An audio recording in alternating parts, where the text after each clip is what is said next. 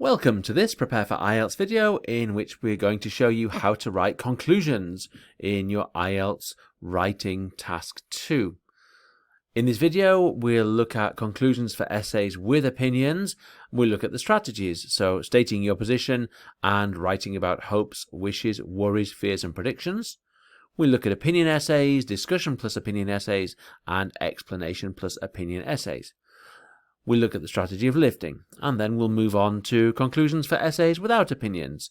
We'll look at strategies, commenting on the question, hopes, wishes, worries, fears, and predictions. We'll look at particular essay types, advantages, disadvantages, problem solutions, and solutions on their own. And then we'll again look at lifting and how to avoid it. So let's start with conclusions for essays with opinions.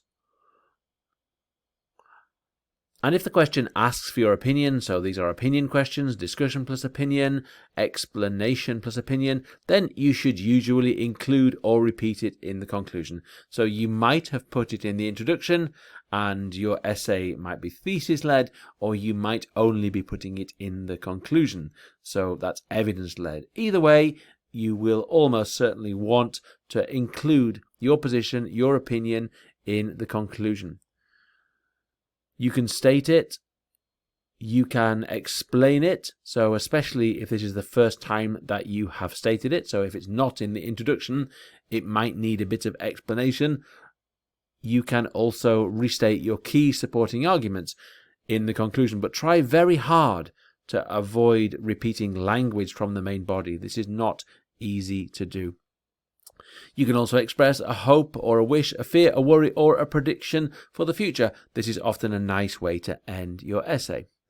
And usually 2 to 4 sentences, 30 to 50 words. 50 words is really a lot. I would say 30 to 40 is better, but it is possible to write more. And of course, if you think that you are under 250 words, then an extra sentence in the conclusion might just get you over that limit. So let's look first at stating or restating your opinion or your position in your conclusion.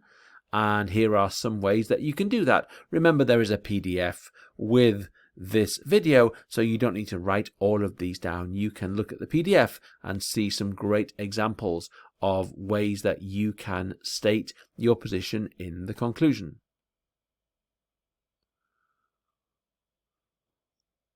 We can also express a hope or a fear, a wish, a worry or prediction for the future. And here are some examples of this. Again, no need to write all of these down.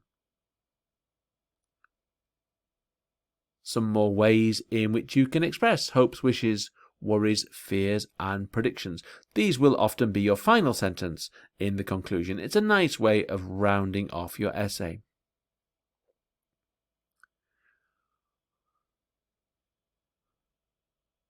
So now let's look at some examples of essays with conclusions, and we'll start with opinion questions. An example: all school children should be taught a foreign language. Do you agree? So this is the conclusion we can write. So all in all, I wholeheartedly believe that the advantages connected with teaching school children a second language are significant and that the drawbacks are insignificant. So this is repeating your position. You probably put this position in your introduction and your main paragraphs supported it. So you start by repeating your opinion. You can support it, and we've done that in green. Children benefit educationally, economically, and socially when they're able to communicate in a foreign language, in a foreign tongue. So here we haven't repeated the actual arguments, but we've repeated the areas where we put arguments. So in this essay, we probably have a paragraph about each of these. A paragraph about economic benefits, a paragraph about social benefits, and a paragraph about educational benefits. And then we've ended with a hope or a wish. So here, I fervently hope. And of course, the hope needs to agree with your position. So you hope that educators and policymakers will begin to appreciate this fact and bring in a curriculum with a strong focus on language learning. So your hope needs to agree with your position. You might think this is a bit long, and if you do, there is good news. And the good news is that we can take stuff out. So we can certainly take out the supporting idea. And actually, we can take out the hope and the wish. And if we really want, we can be just left by repeating our opinion. This is a bit basic, but it's certainly better than nothing. And if you're running out of time, please at least do this. It's also possible to add the supporting opinion and leave out the final hope or wish. Let's have a look at another question. So all school children should be taught to paint, dance, sculpt and sing. It's essential. Young people develop their abilities as artists. To what extent do you agree with this statement? You can see a similar conclusion starting by repeating our opinion, our position. I wholeheartedly believe that it's vital for the young to develop their artistic talent. You probably put this position in the introduction. You certainly supported it in your main body.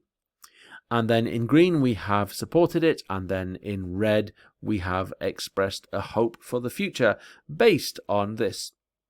Again, don't be scared if this is too long. We could certainly take out the support, and we could certainly take out the hope.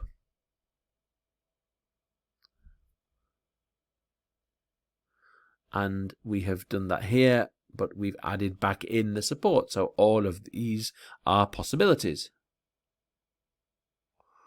Let's have a look at some other opinion essays. And remember, we're not going to go through these in detail. You can look at these in the PDF. This one has all three elements. So we restate the position, we support it, and we express a hope. This one works in a similar way.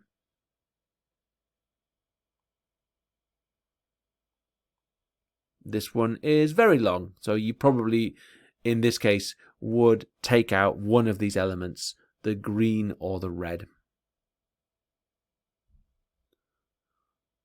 This one is a bit shorter, so you might include all three elements, but especially if you took out the green text, this wouldn't weaken your essay too much, or if you left the green text in but took out the red text, this wouldn't weaken your essay. Similarly here, it's important to repeat your position. The other two elements are nice, but not essential. And here too.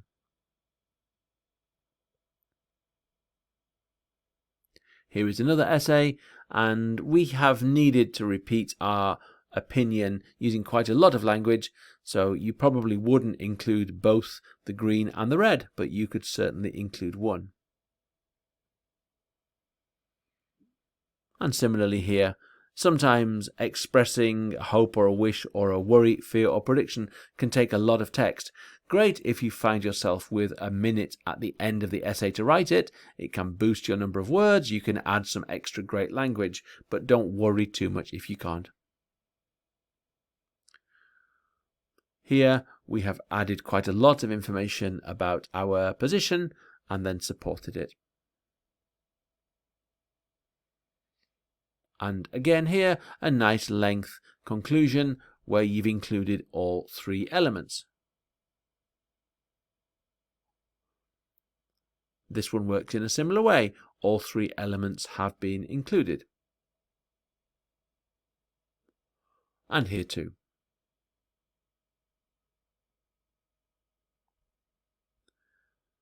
This is another opinion question where we haven't included any supporting information. Even though there's no supporting information, it's still very long, and if you wrote this essay, you might struggle to write all of this conclusion. You could include a shorter version of the blue text or the red text. And similarly here, support isn't included. And as I mentioned before, one of the dangers of adding supporting evidence text in green is that candidates tend to repeat language that they've used earlier in the essay, so try not to do that.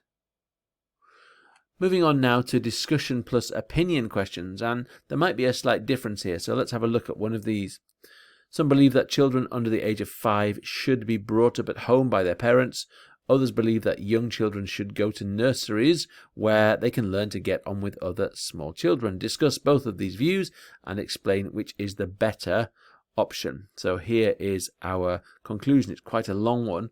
So we've repeated the opinion, but the reason why this is long is because we've repeated both sides. In a discussion plus opinion question, you do need to refer to both sides, so you probably need to do that in the conclusion as well. We have added support here in green and expressed a hope, but this may be too long, and it may be that you need to get rid of either the green section or the red section. And as I say, that's because the blue section, where you actually repeat your opinion, will generally refer to both sides of the debate. Some more examples. Another discussion plus opinion question where we repeat the opinion, including both sides. So generally, in this type of essay, you're going to say that one side is better, but that the other side is relevant. And we've added support and a hope. Another example.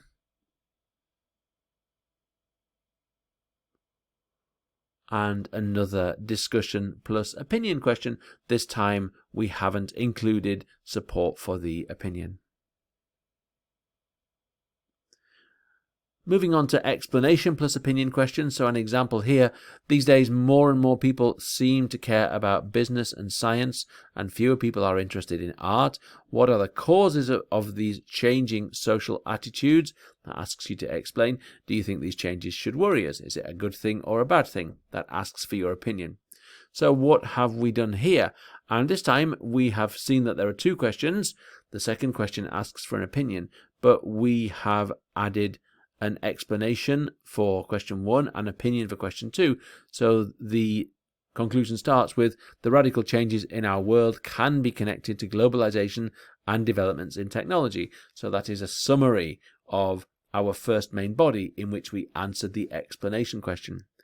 Secondly, although a focus on science and business can have benefits, its overall effect is probably negative, particularly as it makes us all less creative and less empathic. So that repeats the second question. And then we have, in the end, supported our opinion. So the text in red supports that text in green with, I consider that this modern world would be enriched by a renewed understanding of the importance of art. So we have two questions. We have an explanation covered in the blue text. We have an opinion covered in the green text and supported in the red text. So this works well with questions where there are two questions in there. Let's have a look at another question like this. And again, we've started by referring back to question 1, then we've referred to question 2, and then we've supported our opinion with the text in red. Let's have a look finally in this section at one strategy, which is lifting. And here is a conclusion. It's an absolutely dreadful conclusion, and that's because all of the text could be written about very many different questions. So in conclusions, you need to make your language specific to the question that you're actually answering. And if you look here, although this is actually a very long conclusion, all of the text in green is only about this question. You couldn't use this text in an essay on a different subject. So make sure you don't lift in your conclusions or in your introductions. This is the sign of a weaker candidate. So now we're going to move on to the second type of conclusion, and these are when your essay doesn't include an opinion. So questions like advantages, disadvantages, and problem solutions, you probably want to start your conclusion by commenting on the question or questions, and maybe by giving an opinion. It's sometimes possible, it depends on the question, but you can sometimes do that. So let's have a look at how you can comment on the question in the first sentence. These are some example sentences. Remember that there is a PDF, so you don't need to write these down. You might then express a hope or a wish, a fear, a worry, or a prediction. So as we saw with the other type of question where you do give your opinion, ending your conclusion with one of these is a good idea. So you can end with a hope, a wish, a worry, a fear, or a prediction. Here are some examples, and here are some more. These are all very good sentences to give you an example of how you can end your essay.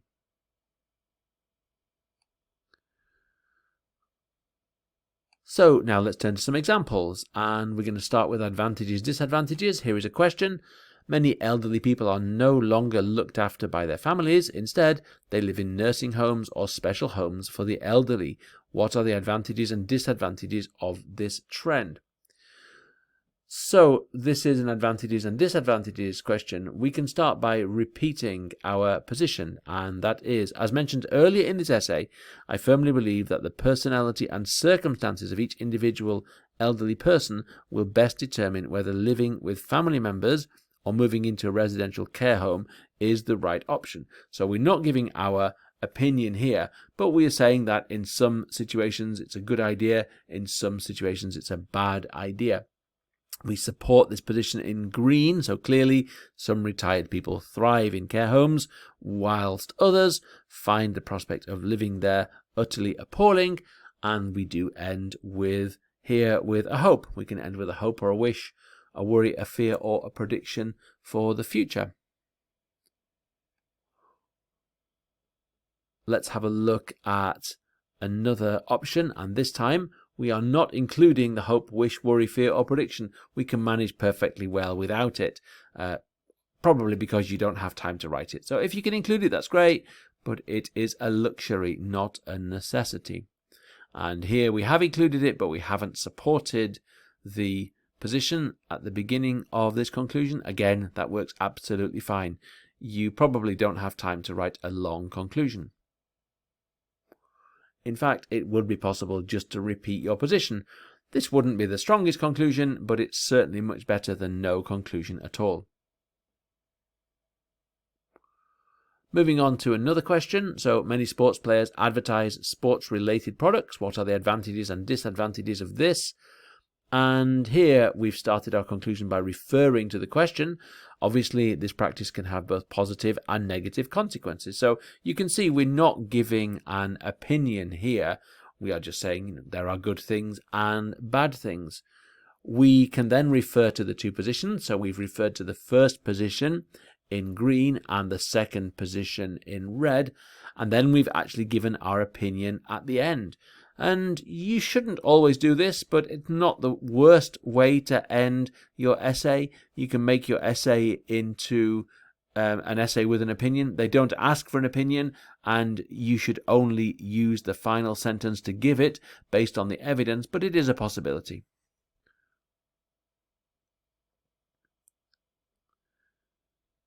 Here is another example which is quite similar.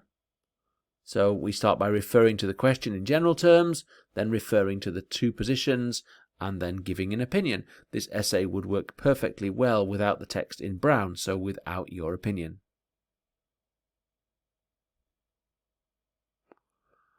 And here we have looked at both positions, so we've repeated position 1 and supported it, referred back to position 2 and supported that as well. So again, this is another way of dealing with the two positions in an advantages and disadvantages question.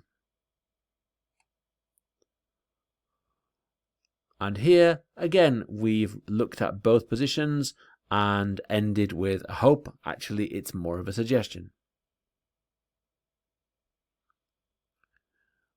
In this essay, we have looked again at both positions and expressed a hope or again a suggestion. And this is very long. You probably don't have time to write such a long final part, the part in red. But if you do, or if you are short of words, doing this can get you a lot of credit. Another advantages and disadvantages question. Again, we have referred to both positions, supported both positions, and expressed a hope for the future. Moving on to problem and solution questions. And this question says, in some countries, young people have little leisure time and are under a lot of pressure to work hard in their studies. What do you think are the causes of this? What solutions can you suggest? So here we have referred to the problems. We have expanded our information on the problems and referred to the solutions. We have looked at who should act, and this is one of the ways that you can end a conclusion for a problems and solutions question. It's good to refer to both parts of the question, just as we referred to both advantages and disadvantages. If you can refer to both problems and solutions, that's a great idea. Another problem and solutions questions. Again, this time we refer to the problems in blue, to the solutions in green, and then express a hope or wish. And that's a nice way of writing a conclusion for this type of essay.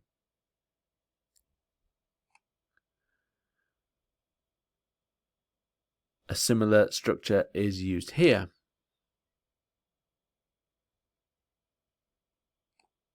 And in this problem and solutions essay, again, we refer to the problems, refer to the solutions, and end with a hope. Sometimes you get questions which are just solutions questions. So this is an example. Tourism has led to many beautiful or historically significant places being damaged beyond repair. What should be done to make sure this does not happen in the future? And so here we have referred to the problem, even though we don't need to write about it in the question. And we've referred to the solution and ended with a hope or a wish. Now going over something we've already mentioned with the other type of conclusion, and that's lifting. And be careful. Again, this is dreadful.